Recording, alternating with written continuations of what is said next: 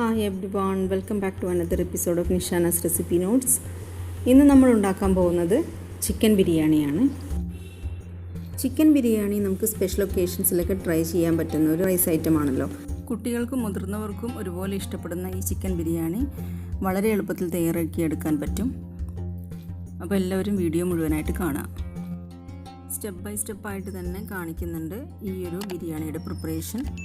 അപ്പോൾ ആദ്യത്തെ സ്റ്റെപ്പ് ഇഞ്ചി, വെളുത്തുള്ളി, പച്ചമുളക് ഇവ മൂന്നും നമുക്ക് ഒരു മിക്സിയുടെ ജാറിലിട്ട് ഒന്ന് ക്രഷ് ചെയ്തിട്ടെടുക്കാം.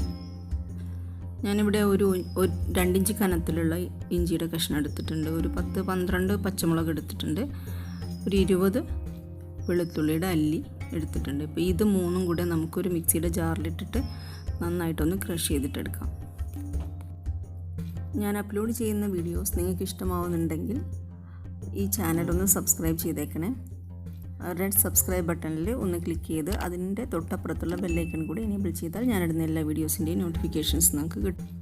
അപ്പോൾ നമ്മുടെ ഇഞ്ചി, പച്ചമുളക്, വെളുത്തുള്ളിൻ്റെ പേസ്റ്റ് ഇവിടെ തയ്യാറായിട്ടുണ്ട്. ഇനി അടുത്ത സ്റ്റെപ്പ് എന്ന് പറയുന്നത് ചിക്കൻ ഒന്ന് മാരിനേറ്റ് ചെയ്തെടുക്കുക എന്നുള്ളതാണ്. അപ്പോൾ ചിക്കൻ ഒരു 1.5 കിലോ ചിക്കൻ ഞാനിവിടെ എടുത്തിട്ടുണ്ട്. നന്നായിട്ട് കഴുകി വൃത്തിയാക്കിയതിന് ശേഷം അതിലെ വെള്ളം ഡ്രെയിൻ ചെയ്തതിന് ശേഷം ഒരു പാത്രത്തിലേക്ക് ഇട്ട് കൊടുത്തിട്ടുണ്ട്. അതിലേക്ക് നമ്മൾ ക്രഷ് ചെയ്ത് വെച്ചിരിക്കുന്ന ഇഞ്ചി, വെളുത്തുള്ളി, പച്ചമുളകിൻ്റെ പേസ്റ്റ് ഞാൻ ചേർത്ത് കൊടുത്തിട്ടുണ്ട്. ഇനി നമുക്ക് 2 ടേബിൾ സ്പൂൺ മല്ലിപ്പൊടി ചേർത്ത് കൊടുക്കാം. 2 ടീസ്പൂൺ മഞ്ഞൾപ്പൊടി ചേർത്ത് കൊടുക്കാം. 1/2 ടീസ്പൂൺ പെരിഞ്ജീരകപ്പൊടി ചേർത്ത് കൊടുക്കാം. 1 ടീസ്പൂൺ കുരുമുളക് പൊടി ചേർത്ത് കൊടുക്കാം. പാകത്തിനുള്ള ഉപ്പ് കൂടി ഇട്ട് കൊടുക്കാം. 2 ടേബിൾ സ്പൂൺ ചെറുനാരങ്ങയുടെ നീര് ചേർത്ത് കൊടുക്കുന്നുണ്ട്. 2 തണ്ട് കറിവേപ്പിലയും കുറച്ച് മല്ലിയിലയും കൂടെ ചേർത്ത് കൊടുക്കുന്നുണ്ട്. ഇനി ഇതെല്ലാം കൂടെ നന്നായിട്ടൊന്ന് കുഴച്ചെടുക്കാം. നന്നായി കുഴച്ചെടുത്തതിന് ശേഷം ഇത് കുറച്ച് സമയം റെസ്റ്റ് ചെയ്യാൻ വെക്കണം. ഈ മസാലയുടെയൊക്കെ ആ ഒരു ഫ്ലേവറും ടേസ്റ്റൊക്കെ ഈ ചിക്കൻ പീസിലേക്ക് ഇറങ്ങി ഒന്ന് ബ്ലെൻഡായി കിട്ടാൻ വേണ്ടിയിട്ടാണ് നമ്മളിതുപോലെ ചെയ്യുന്നത്. അപ്പോൾ ഇങ്ങനെ മാരിനേറ്റ് ചെയ്ത് ചിക്കൻ നമുക്കൊന്ന് മാറ്റി വയ്ക്കാം. ഇനി അടുത്ത സ്റ്റെപ്പ് റൈസ് പ്രിപ്പറേഷനാണ്. റൈസ് പ്രിപ്പറേഷൻ ചെയ്യാനായിട്ട് നമുക്ക് ആദ്യം ആ റൈസിലേക്ക് ഗാർണിഷിങ്ങിന് വേണ്ടിയിട്ടുള്ള സവാളയും അണ്ടിപ്പരിപ്പും ഉണക്കമുന്തിരിയും കൂടെ ഒന്ന് നെയ്യിലൊന്ന് ഫ്രൈ ചെയ്തിട്ടെടുക്കാം. സവാള ഒരു ലൈറ്റ് ബ്രൗൺ കളറായി വരുമ്പോൾ തന്നെ നമുക്ക് കാഷ്യൂ നട്ട്സ് ചേർത്ത് കൊടുക്കാം. അണ്ടിപ്പരിപ്പും മുന്തിരിയും കൂടെ ഒരുമിച്ച് ചേർത്ത് കൊടുക്കരുത്. അണ്ടിപ്പരിപ്പ് ഏകദേശം ഒരു ലൈറ്റ് ബ്രൗൺ കളർ ആവുമ്പോഴാണ് നമ്മൾ ഉണക്കമുന്തിരി ചേർത്ത് കൊടുക്കേണ്ടത്. ഇനി ഇതെല്ലാം കൂടെ നല്ലൊരു ഗോൾഡൻ ബ്രൗൺ കളറായി വരുമ്പോൾ നമുക്ക് ഈ നെയ്യിൽ നിന്നും കോരി മാറ്റണം. ഇതേ നെയ്യിൽ തന്നെ നമ്മൾ വെച്ച് ഇരുന്നാൽ അത് ഓവർ കുക്ക് ആവാനുള്ള സാധ്യതയുണ്ട്. അപ്പോൾ ഉള്ളിയൊക്കെ ഒരു ഡാർക്ക് കളറായി കരിഞ്ഞു പോകാനുള്ള ചാൻസ് ഉണ്ട്. അപ്പോൾ ഇത് വേറൊരു പാത്രത്തിലേക്ക് ഇതുപോലെ ട്രാൻസ്ഫർ ചെയ്ത് വെക്കാം. ഇനി ഈ ചിക്കൻ ബിരിയാണിയിലേക്ക് വേണ്ട റൈസ് തയ്യാറാക്കിയെടുക്കുന്നതാണ് അടുത്ത സ്റ്റെപ്പ്. അതിനുവേണ്ടി ഞാനൊരു കുക്കറിലേക്ക് കുറച്ച് വെളിച്ചെണ്ണയും കുറച്ച് നെയ്യും കൂടെ മിക്സ് ചെയ്തിട്ട് ചേർത്തിട്ടുണ്ട്. അതിലേക്ക് ഹോൾ സ്പൈസസ് ആയിട്ടുള്ള പട്ട, ഗ്രാമ്പൂ, ഏലക്ക ഇത് മൂന്നും ചേർത്ത് കൊടുക്കുന്നുണ്ട്. ഇനി നമുക്കിതിലേക്ക് ഒരു സവാള സ്ലൈസ് ചെയ്തത് ചേർത്ത് കൊടുക്കാം. നന്നായിട്ടൊന്ന് സോട്ട് ചെയ്ത് കൊടുക്കാം. സവാള നന്നായി ഒന്ന് വഴന്ന് വരുമ്പോൾ നമുക്കിതിലേക്ക് ആവശ്യത്തിനുള്ള വെള്ളം ചേർത്ത് കൊടുക്കണം. ഇത് ഈ ഒരു പാത്രത്തിലാണ് ഞാൻ അരി അളന്നെടുക്കുന്നത്. അപ്പോൾ വെള്ളം ചേർക്കുന്നത് ഈ ഒരു പാത്രത്തിന് 1.25 പാത്രം വെള്ളം നമ്മൾ ആഡ് ചെയ്ത് കൊടുക്കണം. അപ്പോൾ 1 കപ്പിന് 1.25 കപ്പ് വെള്ളം എന്നുള്ള രീതിയിൽ വേണം നമ്മൾ ചേർത്ത് കൊടുക്കാനായിട്ട്.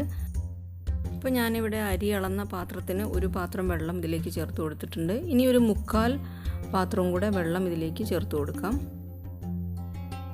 ഇനി ഇതിലേക്ക് പാകത്തിനുള്ള ഉപ്പ് ഇട്ട് കൊടുക്കണം. നന്നായിട്ടൊന്ന് ഇളക്കി കൊടുക്കുക.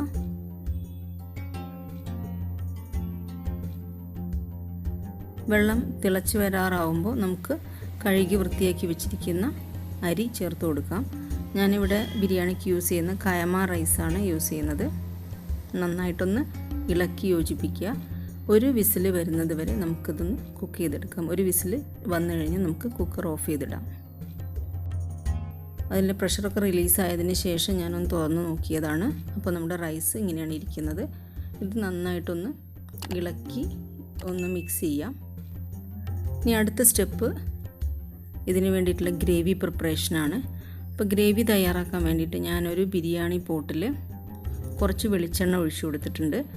അതിലേക്ക് 6 സവാള സ്ലൈസ് ചെയ്തത് ചേർത്ത് കൊടുക്കുന്നുണ്ട്.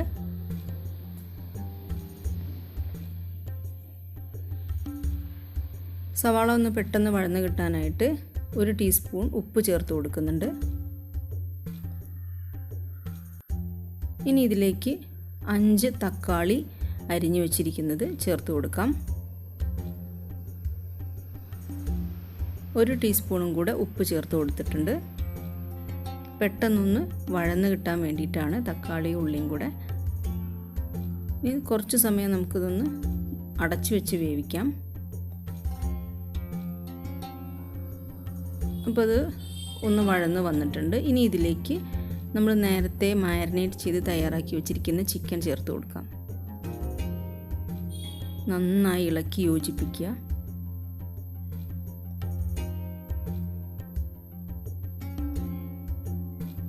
നന്നായി കമ്പൈൻ ചെയ്തതിന് ശേഷം ഇതിൻ്റെ അടപ്പ് അടച്ചതിന് ശേഷം നമുക്ക് ഒരു 5 മിനിറ്റ് കുക്ക് ചെയ്തെടുക്കാം. ഇപ്പോൾ ഇത് തിളച്ച് വന്നിട്ടുണ്ട്. അപ്പോൾ ചിക്കനിന് തന്നെ അതിൽ നിന്ന് വെള്ളമൊക്കെ ഇറങ്ങി വരും. നമ്മൾ പ്രത്യേകിച്ച് വെള്ളമൊന്നും ആഡ് ചെയ്ത് കൊടുത്തിട്ടില്ല. അപ്പോൾ ചിക്കനിൽ ഓൾറെഡി ഉള്ള വെള്ളമാണ് ഇതിലുള്ളത്. ഇനി ഇതിലേക്ക് ഞാനൊരു 1/2 കപ്പ് 1/4 കപ്പ് വെള്ളം ചേർത്ത് കൊടുക്കുന്നുണ്ട്. അപ്പോൾ ഇത് ദം ചെയ്യുമ്പോൾ അടിയിൽ പറ്റി പിടിക്കാതിരിക്കാൻ കൂടെ വേണ്ടിയിട്ടാണ്. പിന്നെ റൈസിൽ നമ്മൾ കുറച്ച് വെള്ളമേ ചേർത്തിട്ടുള്ളൂ. അപ്പോൾ ആ ഒരു വെള്ളവും ഒക്കെ സ്റ്റീമൊക്കെ റൈസിലോട്ട് ചേരുമ്പോഴാണ് നമ്മുടെ ബിരിയാണിക്ക് അതിൻ്റെ ഒരു ഫ്ലേവറും ടേസ്റ്റൊക്കെ കിട്ടുക. അപ്പോൾ ഇനി നമ്മൾ നേരത്തെ തയ്യാറാക്കി വെച്ചിരിക്കുന്ന ഗീ റൈസ് ഇതിൻ്റെ മുകളിലേക്ക് ഒരു ലെയർ സ്പ്രെഡ് ചെയ്ത് കൊടുക്കുകയാണ്. അപ്പോൾ അങ്ങനെ ഒരു ലെയർ ഞാൻ സ്പ്രെഡ് ചെയ്ത് കൊടുത്തു. ഇനി ഇതിൻ്റെ മുകളിലേക്ക് ഗരം മസാല പൊടി ചേർത്ത് കൊടുക്കാം. ഒന്ന് സ്പ്രിങ്കിൾ ചെയ്ത് ഇട്ട് കൊടുക്കാം. അതിനുശേഷം വീണ്ടും അടുത്ത ലെയറായിട്ട് റൈസ് ഇട്ട് കൊടുക്കാം. റൈസ് സ്പ്രെഡ് ചെയ്യുമ്പം ബിരിയാണി പോട്ടിൻ്റെ എല്ലാ സൈഡിലേക്കും ഒരുപോലെ വരുന്ന രീതിയിൽ ഈവനായിട്ട് സ്പ്രെഡ് ചെയ്ത് കൊടുക്കുക. ഇനി ഇതിൻ്റെ മുകളിലേക്ക് നമുക്ക് വീണ്ടും ഗരം മസാല പൗഡർ ഒന്ന് സ്പ്രിങ്കിൾ ചെയ്ത് കൊടുക്കാം. ഇനി വീണ്ടും ഇതിൻ്റെ മുകളിലേക്ക് റൈസിൻ്റെ ലെയർ വെച്ച് കൊടുക്കാം. അപ്പോൾ നമ്മളുടെ ഈ ചാനൽ നിഷാനാസ് റെസിപ്പി നോട്ട്സ് എന്ന ഈ ചാനൽ നിങ്ങൾ ആദ്യമായിട്ട് കാണുന്നവരുണ്ടെങ്കിൽ ആ റെഡ് സബ്സ്ക്രൈബ് ബട്ടണിൽ ഒന്ന് ക്ലിക്ക് ചെയ്ത് ഒന്ന് സപ്പോർട്ട് ചെയ്യണേ. ഇനി ഇതിൻ്റെ മുകളിലേക്ക് നമുക്ക് കുറച്ച് നെയ്യ് തൂവി കൊടുക്കാം.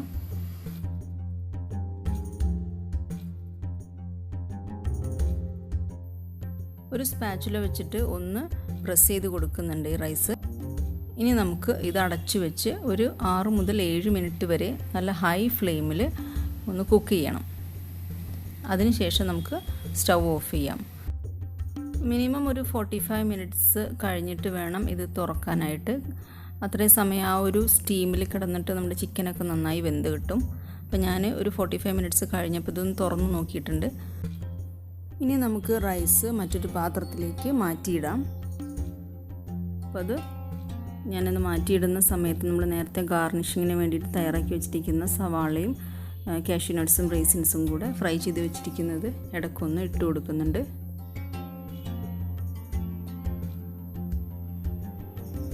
ഇപ്പോൾ മസാലയിലുള്ള അതിൻ്റെ ഒരു ഫ്ലേവറൊക്കെ ഈ റൈസിൻ്റെ മുകളിലേക്ക് നന്നായിട്ട് ബ്ലെൻഡായി കിട്ടിയിട്ടുണ്ട്. നല്ലൊരു സ്മെല്ലൊക്കെ വരുന്നുണ്ട്.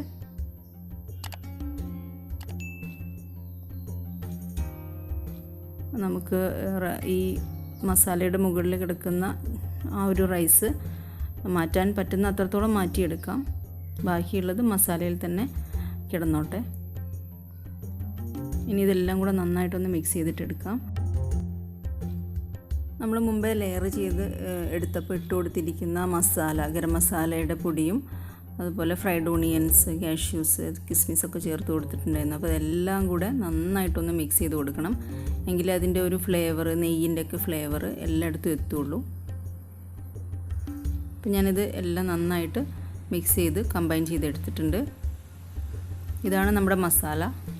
ചിക്കനൊക്കെ നന്നായി വെന്ത് കിട്ടിയിട്ടുണ്ട്. ഇനി ഇതും നന്നായിട്ടൊന്ന് ഇളക്കി കൊടുക്കാം.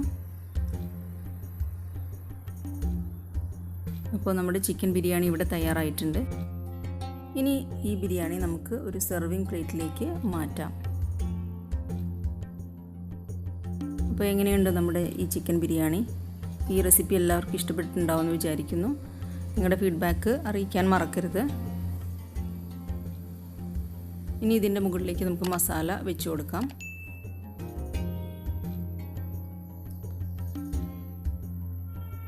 നിങ്ങളുടെ ഫീഡ്ബാക്ക് കമൻറ്റ് ബോക്സിൽ മറക്കാതെ ആഡ് ചെയ്യുക. നിഷാനാസ് റെസിപ്പി നോട്ട്സ് @gmail.com എന്ന് പറയുന്ന ഐഡിയിലേക്ക് നിങ്ങൾക്ക് മെയിൽ ചെയ്യാവുന്നതാണ്. ഇനി ഇതിൻ്റെ മുകളിലേക്ക് നമ്മൾ നേരത്തെ ഫ്രൈ ചെയ്ത് വെച്ചിരിക്കുന്ന ഓണിയൻ, കാഷ്യൂസ്, റൈസിൻസൊക്കെ ചേർത്ത് കൊടുക്കാം. കുറച്ച് മല്ലിയില കൂടെ വിതറി കൊടുക്കാം. അപ്പോൾ നമ്മുടെ ചിക്കൻ ബിരിയാണി കാണാൻ നല്ല അട്രാക്റ്റീവായിട്ട് നിൽക്കുന്നുണ്ട്. അതുപോലെ തന്നെ കഴിക്കാനും വളരെ ടേസ്റ്റിയാണ്. അപ്പോൾ ഈ ഒരു ഡിഷ് എല്ലാവരും ട്രൈ ചെയ്ത് നോക്കുക. അപ്പോൾ ഈ ഒരു റെസിപ്പി നിങ്ങൾക്ക് ഇഷ്ടമായിട്ടുണ്ടെങ്കിൽ ആ ലൈക്ക് ബട്ടണിലൊന്ന് പ്രസ് ചെയ്യാൻ മടിക്കരുത്. അതുപോലെ തന്നെ നിങ്ങളുടെ ഫാമിലി ആൻഡ് ഫ്രണ്ട്സിനൊക്കെ ഒന്ന് ഷെയർ ചെയ്ത് കൊടുക്കുക. മറ്റൊരു റെസിപ്പിയുമായി നമുക്ക് വീണ്ടും കാണാം. Till then take care. Bye. Thank you for watching.